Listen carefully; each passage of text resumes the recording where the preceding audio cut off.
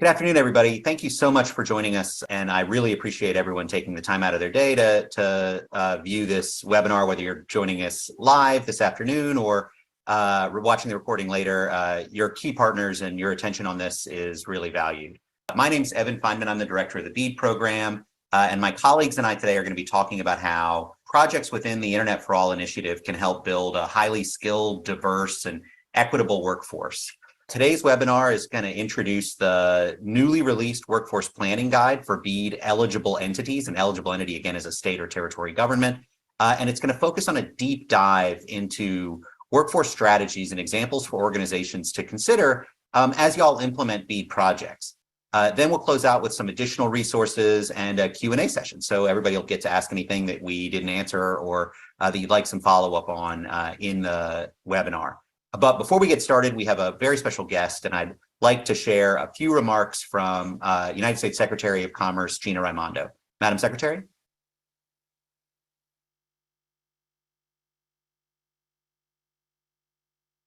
Hi, everyone. Thank you for joining our conversation today. This is such an exciting moment. Thanks to nearly $50 billion in funding from President Biden's bipartisan infrastructure law, we are making a once-in-a-generation investment to bring affordable, high-speed internet to everyone in America. We're going to ensure that everyone has access to the technologies they need to attend class, start a small business, or visit the doctor. We'll have an economy where Americans can participate from anywhere and compete everywhere. And we're going to deploy this funding using a skilled, competitive, and diverse workforce. We're going to create good jobs supported by equitable hiring, fair compensation, safe workplaces, and the tools and training needed for long-term success. Today, we're excited to share our Workforce Planning Guide. This tool is meant to help states and territories as you respond to the requirements outlined in the BEAD Notice of Funding Opportunity. Please start thinking about the workforce that you're going to need to connect everyone in your state or territory to affordable, reliable, high-speed internet. And along the way, please engage with us at the Department of Commerce. This is the time to create a highly skilled, diverse, equitable, inclusive workforce that will power our nation's journey toward universal internet access. Together, we're going to transform our communities and secure America's leadership in the 21st century global economy. Thank you. Thank you so much, Madam Secretary. I really appreciate you joining us today and your attention on this really urgent issue. As you heard, this is something that the Secretary is very focused on, as of course we all are in the Department of Commerce. Commerce only happens when there are employees to do it. And so we are very excited to continue to work with you as we move forward. As we outline workforce strategies and examples, it's important to understand how equity, inclusion, and other values that are important to us at the Department of Commerce are really at the center of NTIA's work and should be a meaningful part of BEAD projects. NTIA is proud to support the Department of Commerce's commitment to a diverse and equitable and inclusive workforce. Internet for All funding is going to play a key role in realizing a future telecommunications workforce that is highly skilled and looks like America. For too long, not enough folks have had access to these really good jobs. And what we want to make sure happens is that we've got a door that's open wide enough for every single American to walk through. We believe in good jobs on the Internet for All team, and of course, throughout the Department of Commerce. We want jobs that offer fair compensation. It's got to be safe when you go to work. There has to be equitable access. And there has to be an opportunity for real long-term advancement. Folks should be able to advance in their careers and gain skills and more ability to further grow as employees and workers. In partnership with the Department of Labor, the Department of Commerce and NTIA prioritize the following principles as core values as we help build a stronger and more equitable telecommunications workforce. Of course, recruitment and hiring. We want to make sure that we're getting the best folks. We want to make sure that they have good benefits. We want to make sure that all workers have an equal opportunity to compete for these jobs, that workers have the opportunity to speak with one voice and collectively share their views and needs so that they can be as effective as possible. Workers need to have a safe, healthy, and accessible workplace. We want a strong organizational culture where everybody's valued. We want to make sure that these are good, well-paid jobs, right? I mean, we all like our jobs, but we all also need our jobs to support our lifestyle. And so we want to make sure that that's true throughout the jobs that we create on this program. And then finally, as I said, you got to be able to move up. These should not be the only jobs that these folks ever have. And then, NTIA has published in support of these goals a really detailed workforce planning guide. And, I am very, very, very excited about the depth of work that's gone into this resource. Particularly our technical assistance team has spent a tremendous amount of time working with experts and talking with stakeholders to ensure that this workforce planning guide is as useful a resource as possible. This guide is so that eligible entities, again, states and territories, can reference a really strong document as y'all develop your BEAD submissions. The contents of the guide are also applicable to potential subgrantees. So it's not just states and territories that should be reading this, also potential subgrantees, partners, the industry, our workforce training systems at the federal, state, and local level. All of y'all have the opportunity to benefit from this guide, and we strongly encourage people to get involved. Guide is now available online and specifically the guide includes materials to help eligible entities develop a workforce plan that are going to meet the BEAD programmatic requirements around workforce. With that, I'll hand it over to the experts. I will pass it to my colleague, Phil Murphy, who is going to begin our discussion on workforce strategies and examples. So thank you very much. Hi, I'm Phil Murphy, and I'm a senior advisor here at NTIA. Today's webinar will offer strategies and examples for eligible entities to consider as they plan for the workforce needed to implement BEAD projects. These strategies and examples will also be helpful to subgrantees, partner organizations, and industry leaders seeking to understand the ways they may be involved in BEAD projects.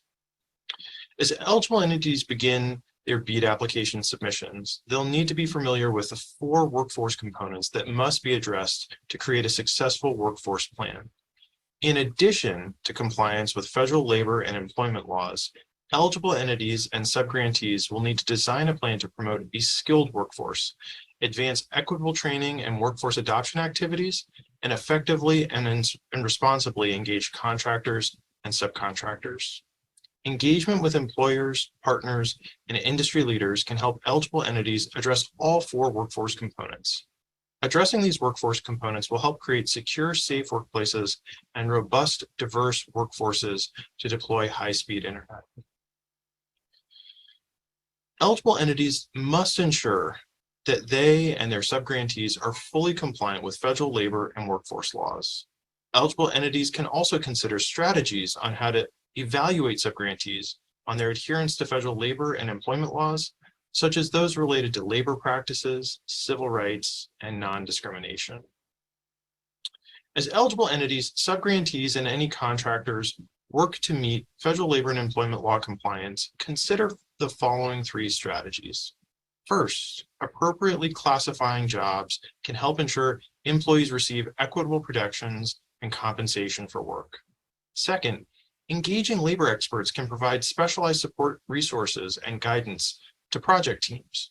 Lastly, eligible entities may consider setting requirements for proof of subgrantee legal adherence to state and local laws, in addition to the federal laws already required for BEAD submissions. To better understand how these strategies can be implemented to comply with federal labor and employment laws, these slides include 2 examples of programs that offer training and guidance on applicable federal laws.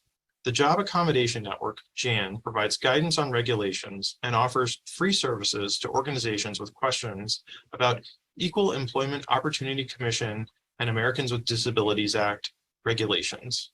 OSHA offers occupational safety and health training for all levels of workers, including tailoring grants for construction-related industries. These trainings are available in multiple languages, outside of business hours, and online to maximize accessibility. I'm now going to turn it over to my colleague, Angela, to talk more about activities in support of a skilled workforce. Thanks, Phil. Hi, my name is Angela Thee Bennett, and I am the Digital Equity Director. And I will continue with talking about the skilled workforce. So in addition to ensuring compliance with federal labor and employment laws, eligible entities must take action to build a highly skilled workforce. This includes defining skilled workforce requirements for subgrantees and considering the guidance offered by the BEAD NOFO around hiring, pay, and credentialing of workers. When we're discussing skilled workforce strategies, eligible entities should familiarize themselves with the following strategies to develop skilled workforce approaches for subgrantees. They should connect with federally funded career services to offer relevant career and training services to job seekers. They should also engage coalitions and nonprofits to gather valuable information about effective models to help address skills gaps. Those conversations may also help understand the current state of training and certification in their areas and assist with the implementation of workforce development policies and programs. And finally, they should promote the use of appropriately trained, certified, and credentialed workforce by conducting trainings, promoting opportunities for certifications, and setting credentialing standards. When building and maintaining a skilled workforce, eligible entities can look to these examples of setting skilled workforce standards and considering partners that offer telecommunications certification programs. One example is the Louisiana Gumbo Grant, which recently prioritized subgrantee hiring requirements for local graduates of telecommunications technical programs and encouraged subgrantees to pay at or above prevailing wage rates.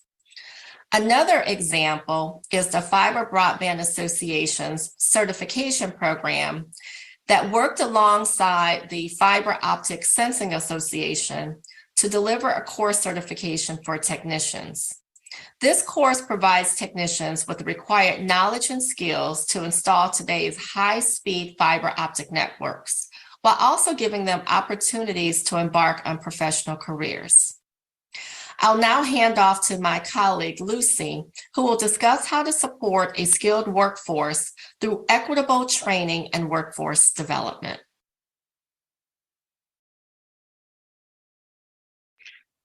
Thanks so much, Angie. Hi, everyone. My name is Lucy Moore, and I'm a special policy advisor at NTIA focused on workforce development. When considering equitable training and workforce development requirements and guidance, eligible entities will need to determine how they plan to support a skilled and diverse workforce through recruitment, retention, and professional development. Equitable training and workforce development encompasses 4 subcategories: workforce readiness, supporting a diverse workforce, outreach and engagement, and worker protections. Workforce readiness programs can help facilitate the development of a diverse telecommunications workforce prepared to meet the challenges of high-speed internet deployment. Incorporating apprenticeships and pre-apprenticeship programs or apprenticeship readiness programs can actively support job skills development as well as diversity, equity, accessibility, and inclusion in the workplace. Additionally, promoting flexible, tailored training opportunities can help develop workers' skills and prepare them to take on additional responsibilities in the future. Investing in workforce development can help develop the skills of workers for BEAD projects while making workers more competitive in the job market long term. Additional strategies to promote workforce readiness include providing wraparound or support services can create a stronger labor pipeline by supporting workers while they get the certifications and relevant experience they need. Eligible entities should consider encouraging subgrantee provisions of wraparound and supportive services. Eligible entities should also consider encouraging the establishment of strong career pathways, which can offer workers an opportunity to not only obtain one job, but also to enter into a pathway with advancement and increased wages on the horizon. When designing workforce plans to address workforce readiness, eligible entities and their subgrantees can explore the following examples. The White House Talent Pipeline Challenge asks employers, education and training providers, local and regional governments, and philanthropic organizations to make tangible commitments and establish partnerships that support equitable workforce development. folks can think about opportunities to follow a model similar to that in state and local contexts. And on a local level, Northwood Technical College partners with the Wisconsin State Telecommunications Association to provide a 2-level training program for entry and senior level positions, along with grant and scholarship programs. As eligible entities and their subgrantees aim to support a diverse workforce, consider the following strategies. Partnering with pre-apprenticeship programs for underrepresented groups can offer workers industry recognized credentials that will bolster the candidate experience and create a more accessible pipeline into the telecommunications industry. Providing equipment alongside other wraparound services is another way to reduce the financial barriers for individuals seeking to join the trades or workforce development programs. Eligible entities should also support workforce diversity and hiring practices by requiring or strongly encouraging subgrantees to make documented and measured efforts to hire and retain workers from historically underserved groups. Additionally, cultivating a supportive working environment by promoting inclusive workplace policies such as anti-harassment policies, equitable training opportunities, and employee benefits such as childcare, pregnancy and parental support can help create a more supportive working environment and promote employee retention. Offering targeted mentorship programs have been shown to be an important factor in recruitment, advancement, and retention of women in the trades. Eligible entities should think about developing these programs and encouraging subgrantees to do the same. Eligible entities can also support a diverse workforce by sponsoring diversity, equity, inclusion, and accessibility, or DEIA programs, making DEIA training available to all workers and aligned to the organization's values. Lastly, promoting accountability and transparency will go a long way in helping to close feedback loops on hiring and retention, allowing for course correction and improvement where needed. Here we highlight a couple of programs that have prioritized a diverse workforce. More Community House in Mississippi works to create economic security for women by offering affordable childcare and job training for work that pays a living wage. And in Kentucky, Kentuckiana Works tracks and reports job placements and wage rates by worker demographics to improve equity. When conducting outreach and engaging various partner organizations, you should explore the following strategies. Commit to transparency, communicating with various partners early and often to support working relationships and establish trust with local partners. Creating a feedback loop will help partners become true working partners in the process and helps engender trust. Giving partners a seat at the table offers flexibility to their organizations when seeking input, given possible burdens on organizational capacity. And lastly, using local coordination to further workforce goals will allow partners to be involved in many aspects of BEAD projects efficiently, considering and respecting their time. Eligible entities and their subgrantees can consider these examples when planning outreach and engagement strategies. The Minnesota Governor's Task Force on Broadband Access drives change collaboratively by serving as a forum for collaboration for 15 diverse partner representatives, including employers and educational institutions. Oakland Undivided also demonstrates successful outreach and engagement strategies by working with a coalition of community-based organizations to offer trainings, digital skills development, and technology troubleshooting for all students from pre-K through college in Oakland. The last set of strategies I'll cover are those related to worker protections. Eligible entities may consider requiring or encouraging prevailing wages to be paid by subgrantees can help improve desirability of jobs and ensure fair wages on BEAD projects. Promoting project labor agreements can offer stability, higher wages, and additional training to workers while minimizing the likelihood of worker disputes and strikes.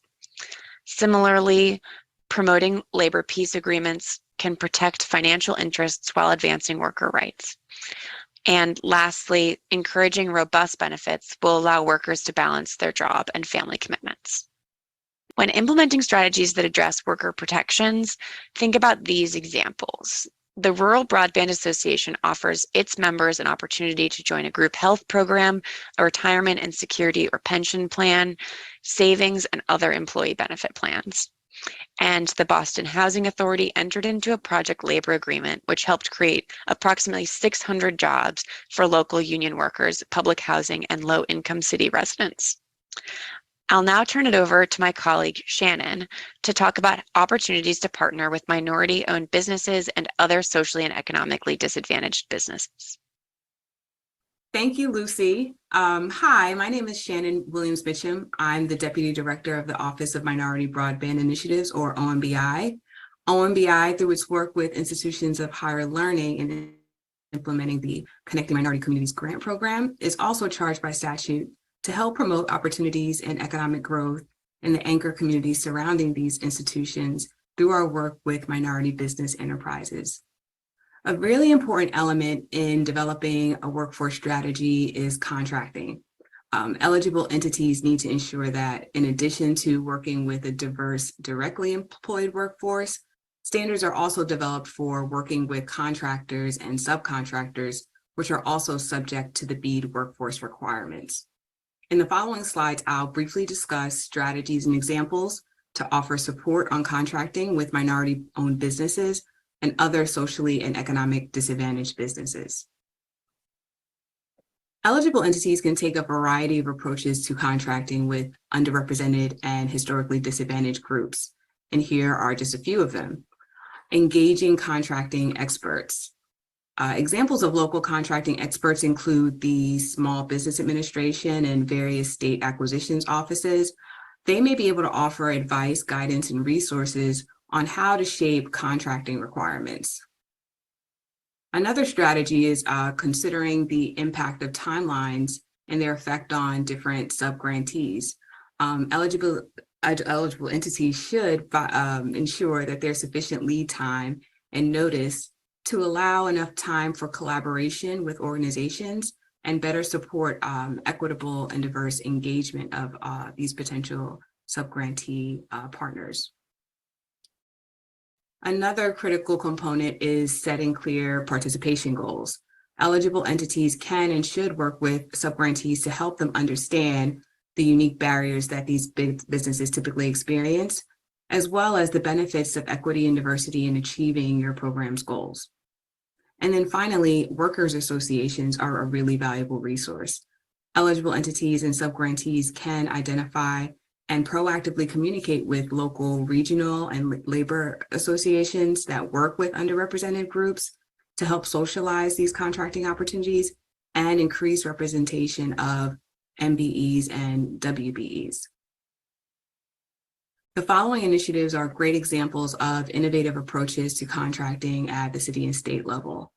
The Dallas City Council partners with the Regional Black Contractors Association to offer workforce development training to individuals released from prison within the last 3 years.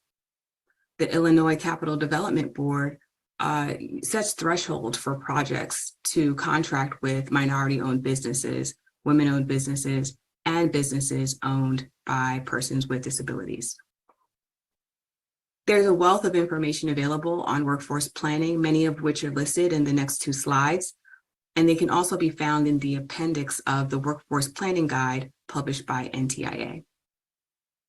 And in addition to these resources, we have our stellar team here at NTIA, which is available for support through our state federal program officer contacts, or you can submit general inquiries via the internetforall.gov website.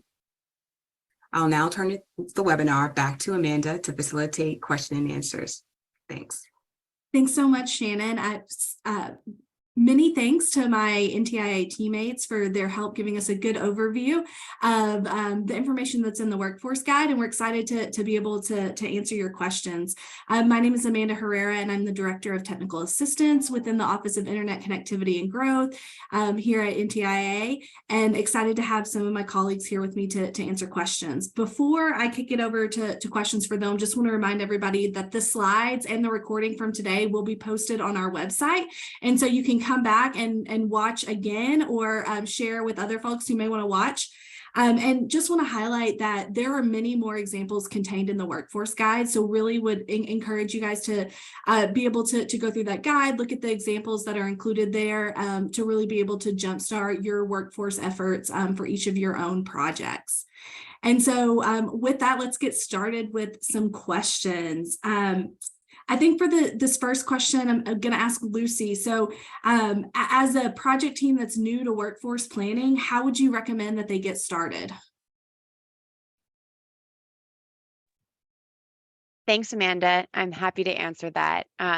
So to begin thinking through your workforce plan, we recommend that you start by building a team, ensuring that there is someone within your office that is dedicated to workforce development across the life cycle of the program, and kind of as a starting point, understanding the landscape in your state or territory.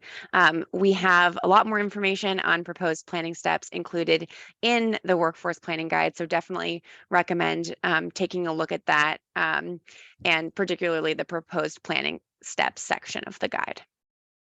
Awesome.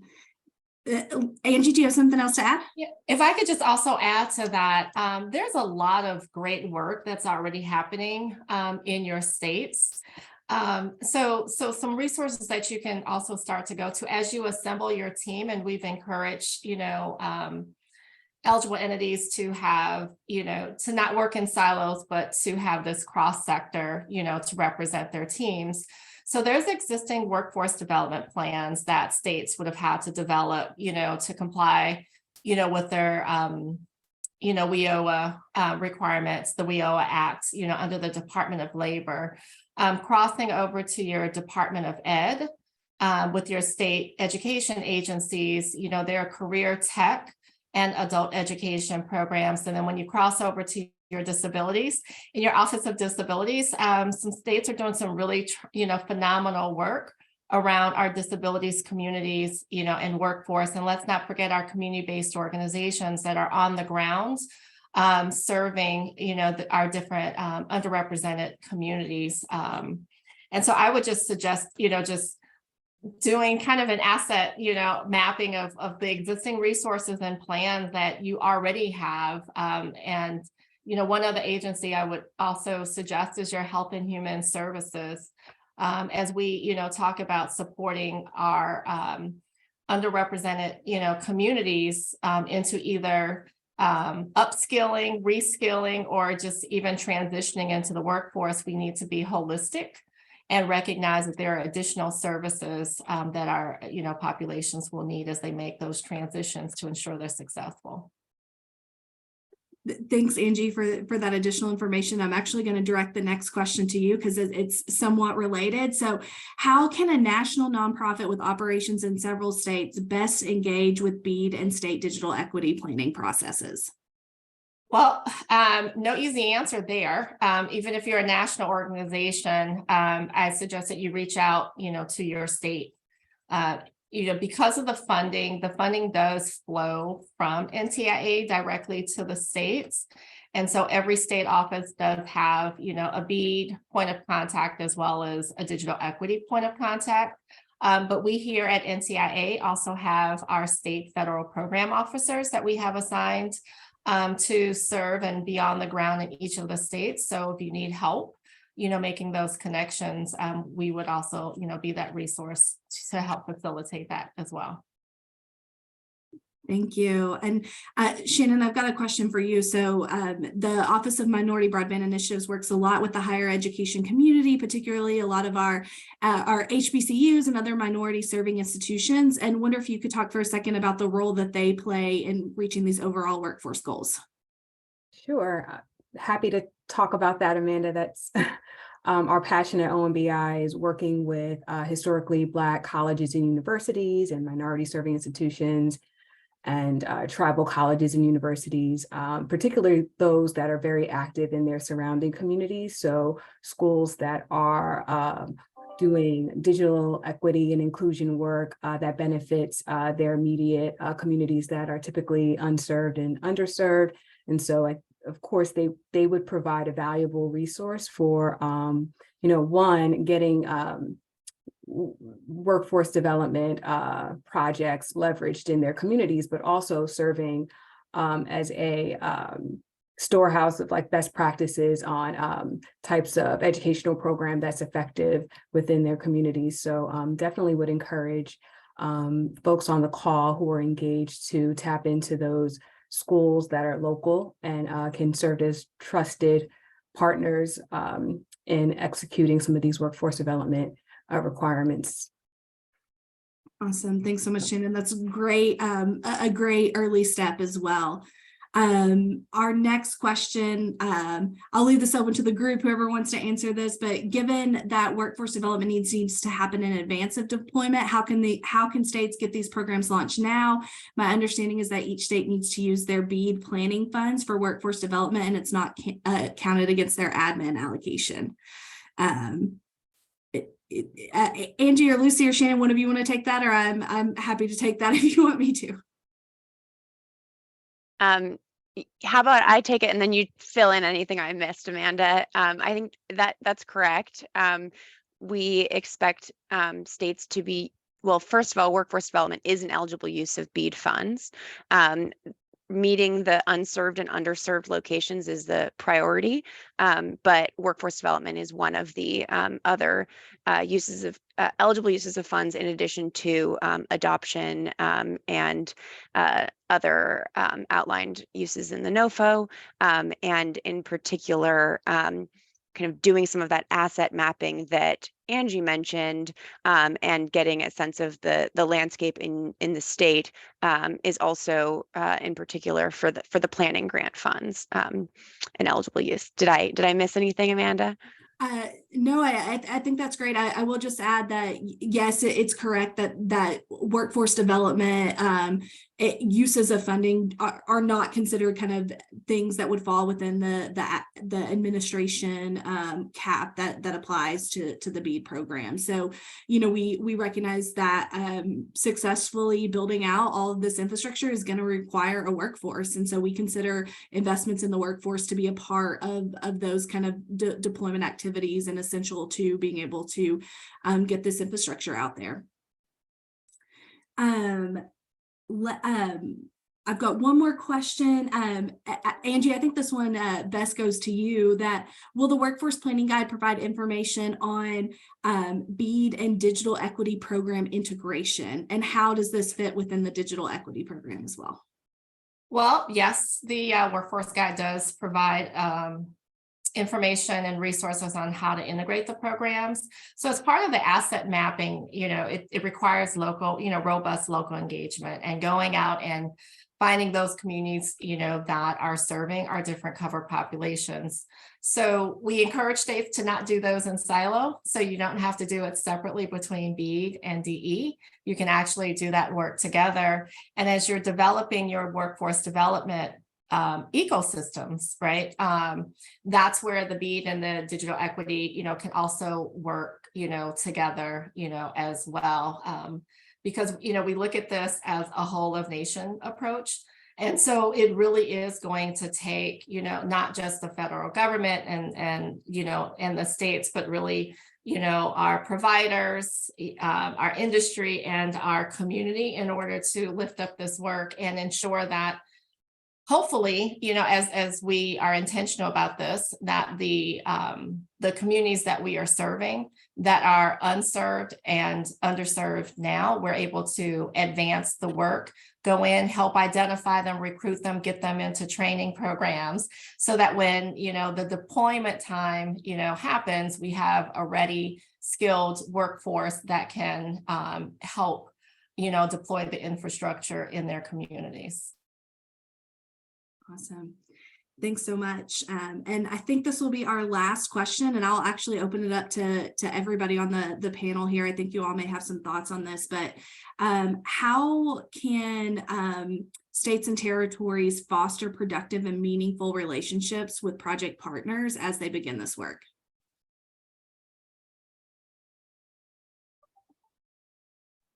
Well, I guess first, applying the same approach that we've encouraged states to apply when they're going out to communities, and that's listen and learn. Meeting with, these partners and finding out what are their workforce needs.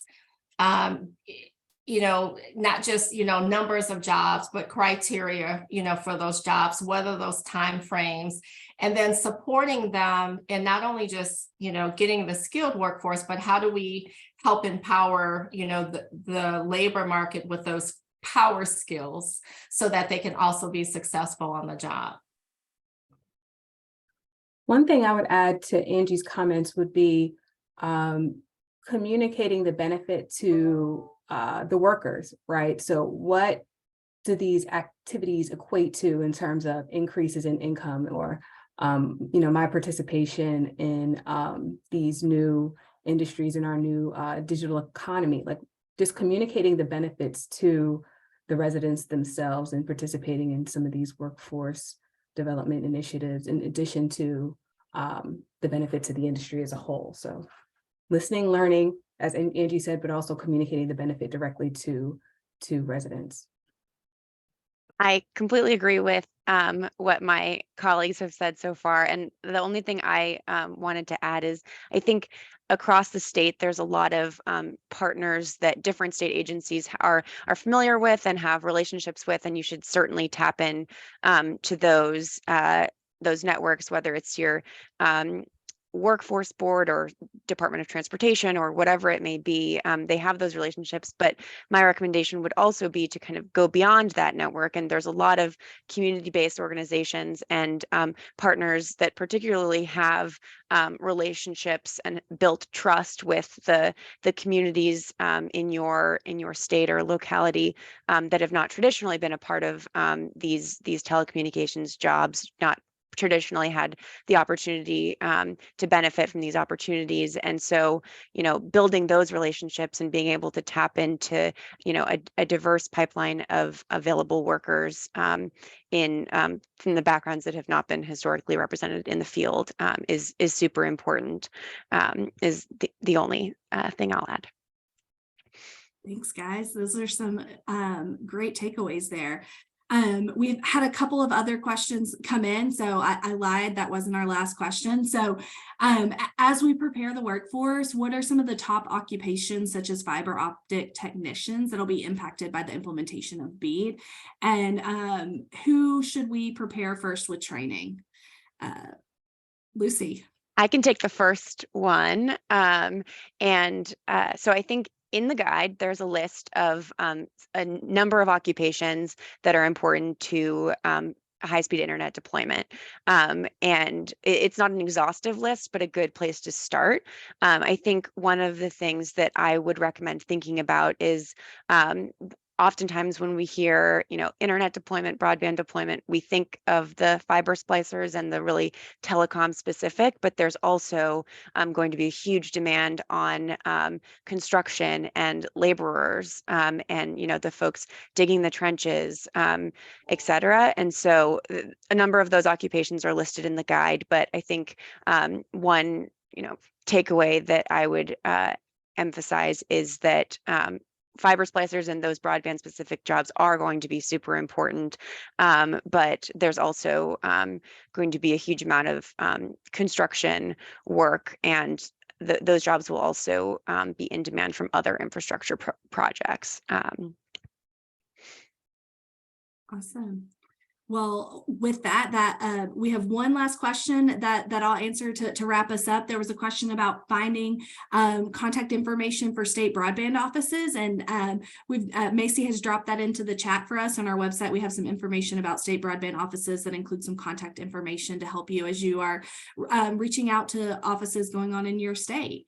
And with that, I just want to say thank you to everyone for joining us, for your interest in ensuring that we have good quality jobs coming out of these initiatives and that we're able to accomplish these program goals and support workforce development.